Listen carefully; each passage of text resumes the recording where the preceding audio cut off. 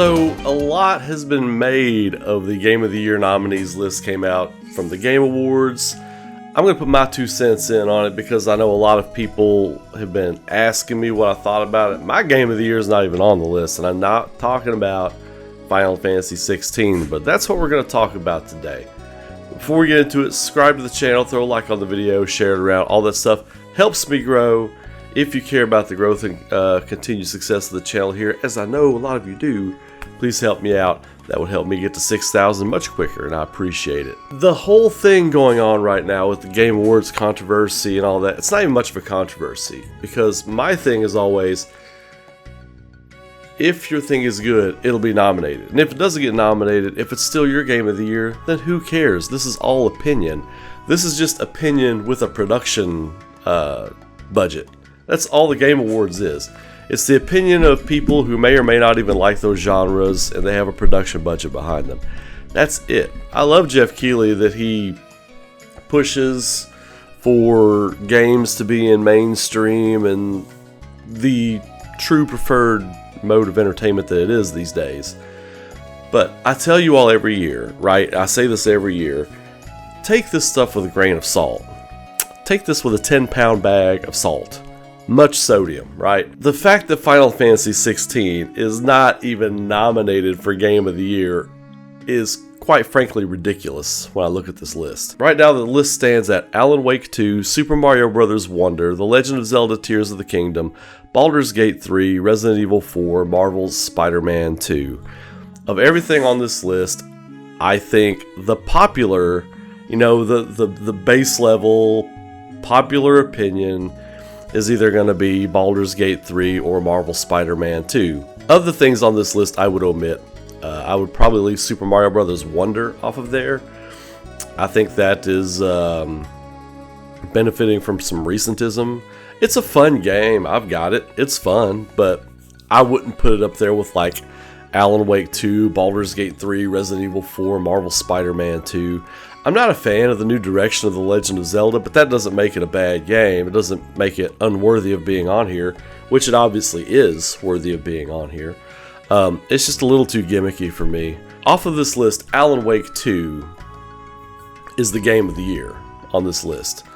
Alan Wake 2 is absolutely incredible.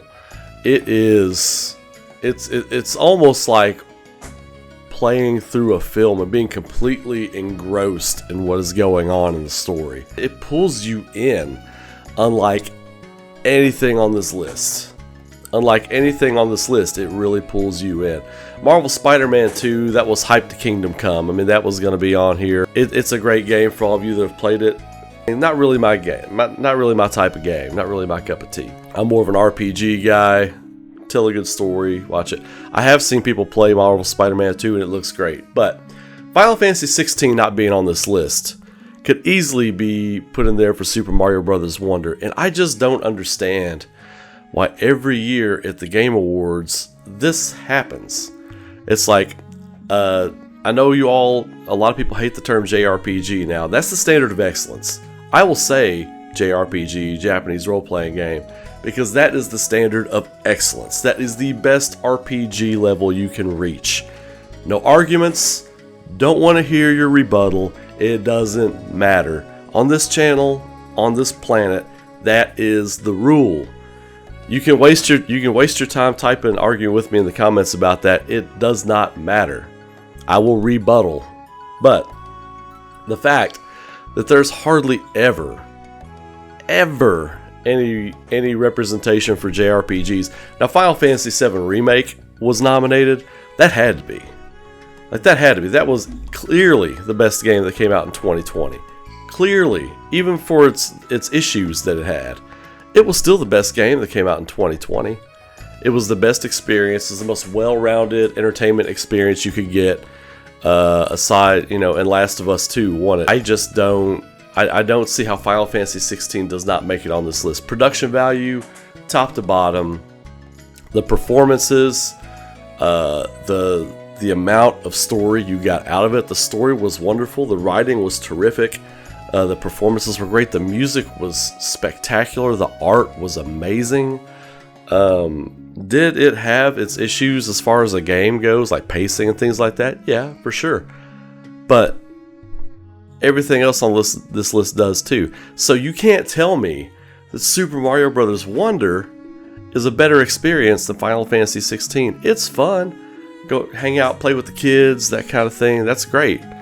And 16 would even be on here before Tears of the Kingdom, in my opinion. Tears of the Kingdom was an 80-hour gimmick fest. It was. Let's call it what it is. It was.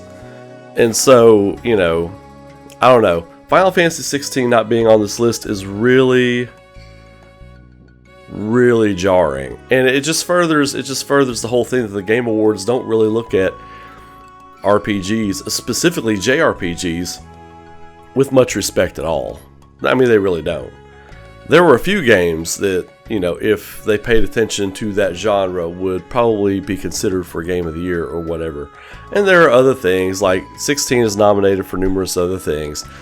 The things that 16 is nominated for, like, they're nominated in all these other different categories. It's like, how? You're nominated for all these other categories. How are you not in the Game of the Year conversation? That doesn't add up. They just didn't want to put it in there. So don't let people spin it for you. Don't let people lie to you. Don't let people pander to you. I am here to tell you the truth. The Game Awards has always had an issue with role-playing games coming out of Japan, and it continues because it is a standard of excellence that is hard to reach outside of Japan. So I can understand why they would envy that. I could understand why they would want to give shine to other companies who just can't do it quite as good as the companies in Japan do it. Just almost there. Let's give them a push. Let's give them a push. We can't quite hit that mark yet. Now, Baldur's Gate 3 was excellent. Baldur's Gate 3 is excellent. I have not played it. I have not had time to play it. But everyone whose opinions I trust say Baldur's Gate 3 is excellent, so I will trust them on that. I did play Tears of the Kingdom. Didn't like it. I'm playing Super Mario Bros. Wonder. I really enjoy it. Resident Evil 4 was my early GOTY, and I think Resident Evil 4 is another victim of recentism. If that game came out in November, it would be the game of the year. Marvel Spider-Man 2, I trust you all that it's excellent. It's not my type of game. I'm not playing it. Alan Wake 2 is amazing. Alan Wake 2, even if 16 was on this list, it's not, I mean, it should be nominated. I don't think it's the game of the year. I don't think it's the game of the year. I really don't, but it should have been nominated. Alan Wake 2 is your game of the year on this list. Sea of Stars is the true GOTY. Sea of Stars is the game of the year, and it's nominated in one category for like best independent game or something like that. It's the game of the year. Don't put indie at the front of it like that's some kind of like, well, you're in the junior varsity, maybe you can start some games in your junior year, but you're not quite there yet. No. Sea of Stars is the game of the year. You can put indie in front of it if you want, but it is the game of the year. So, put that in your pipe and smoke it. Anyway, I'm going to hop off here. That's my 2 cents on this whole thing. The whole thing reeks. The whole thing reeks, but it is what it is. Like I've said many times, it's not about what a bunch of people who get paid to write articles for video games and whatever game award show has the biggest budget. It's not about that. It's about your opinion. If you completely disagree with me, that's cool. My game of the year is the game of the year. Your game of the year is the game of the year. Your favorite performance of the year is the best performance of the year. That's all that should matter. That's all that should matter. Now, I know when these people go to make their next game and try to get funding for their next, that doesn't matter. I understand that. I understand how the business works. I understand the ins and outs of it. But, you know, if you believe in a thing, a project, anything like that, and you feel like it doesn't get the respect or anything it deserves, then it is on you as a fan, as a supporter of that thing, to go on social media and share your favorite game. Tell people what your favorite performance was. Really just press it. Really just press the issue. You know what I mean? Like, this was the best performance. This was the best performance. This is the best game. This was the best time I had. If it's something on this list, great. That's your truth. But always remember, these are just opinions. I don't get bent out of shape about the opinions of others, because they honestly don't matter to me. Like, they don't matter. And they shouldn't matter to you either. This is not like everybody get on the biggest, fanciest cruise liner and sail off into the sunset. No. It's okay to have your rowboat. It's okay to have your little rowboat. Be out there going to your little island on your own. I love that.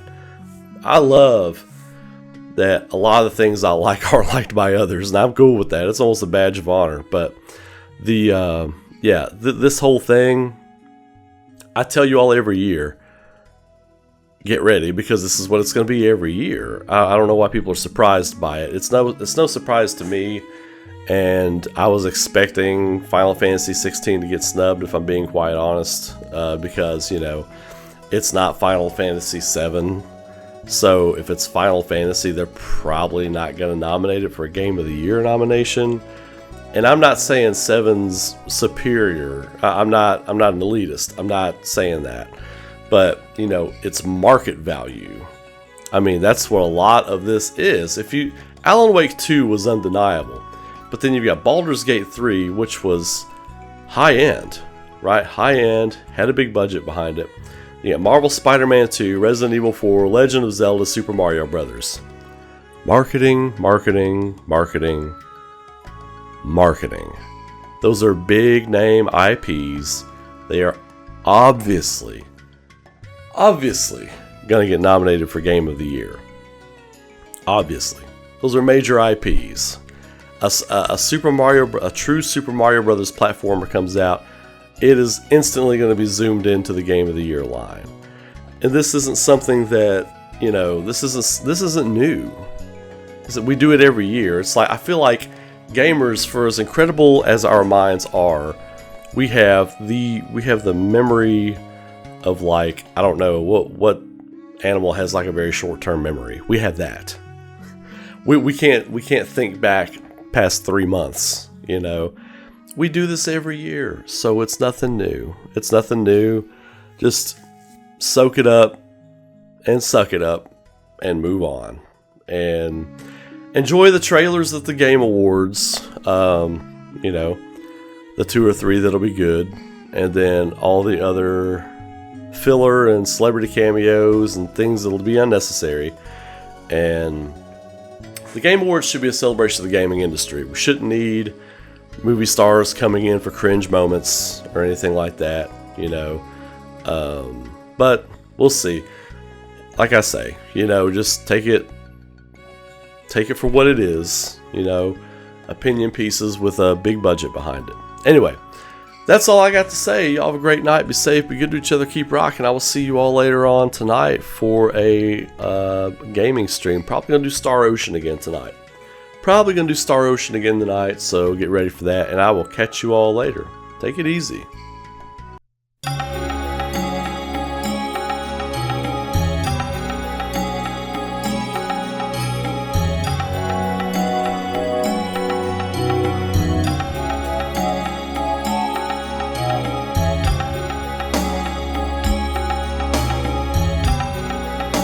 I want to say a quick thank you to my YouTube and Patreon members and supporters.